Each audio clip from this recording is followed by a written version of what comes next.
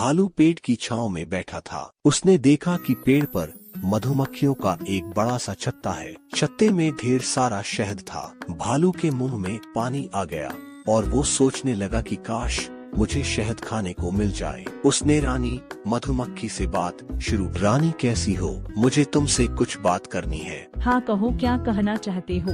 आपका छत्ता तो बहुत अच्छा है।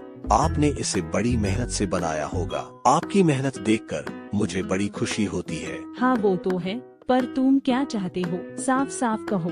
मैंने बैठे बैठे आपके छत्ते को देखा तो मुझे लगा उसमें बहुत सा शहद इकट्ठा हो गया है। कहीं ऐसा ना हो कि कोई आपका शहद चुरा ले। इससे तो अच्छा है कि आप किसी दिन जंगल के सभी जानवरों को दावत ही दे दें। रानी मधुमक्खी भालू के मन की बात समझ गई।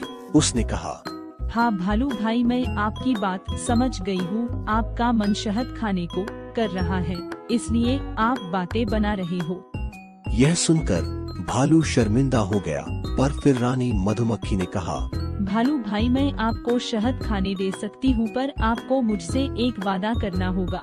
भालू खुश होकर बोला, हाँ हाँ बताओ, मुझे क्या करना होगा? रानी मधुमक्खी बोली, मैं आपको रोज थोड़ा थोड़ा शहद दूंगी, बदले में आपको मेरे छत्ते की रखवाली करनी होगी। भालू ने कहा, अरे वाह, यह तो अच्छी बात है। आप मुझे रोज शहद खिलाना और मैं आपके छत्ते की रक्षा करूंगा। उसके बाद भालू मधुमक्खी के छत्ते की रखवाली करने लगा और रानी मधुमक्खी उसे रोज शहद देने लगी। उसके बाद रानी मधुमक्खी ने छत्ते को भालू के भरोसे छोड़कर मधुमक्खियों के साथ पास के बगीचे से फूलों का रस इकट्ठा करने चली गई। भालू ने रानी द्वारा दिए शहद को मजे से खाया, पर उतने शहद से उसका मन नहीं भरा।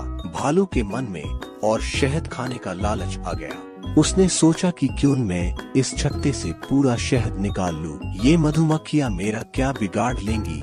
ऐसा सोचकर भालू ने छत्ते से सारा शहद निकाल कर खा लिया। अधिक मात्रा में शहद खा लेने के कारण उसे नींद सताने लगी और वह पेड़ की छाया में ही सो गया। इधर रानी मधुमक्खी के मन में आया कि भालू पर इतना विश्वास करना ठीक नहीं है। रानी ने साथी मधुमक्खियों को यह पता लगाने भेजा कि भालू छत्ते की रखवाली ठीक से कर रहा है या नहीं। मधुमक्खियां जब अपने छत्ते को देखने पहुंची तो देखा कि छत्ता पूरी तरह नष्ट कर दिया गया है।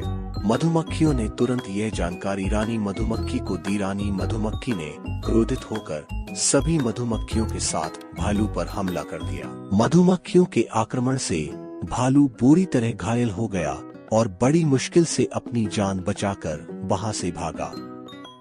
अब भालू की सबक मिल चुका था कि दूसरों की चीजों का लालच नहीं करना चाहिए।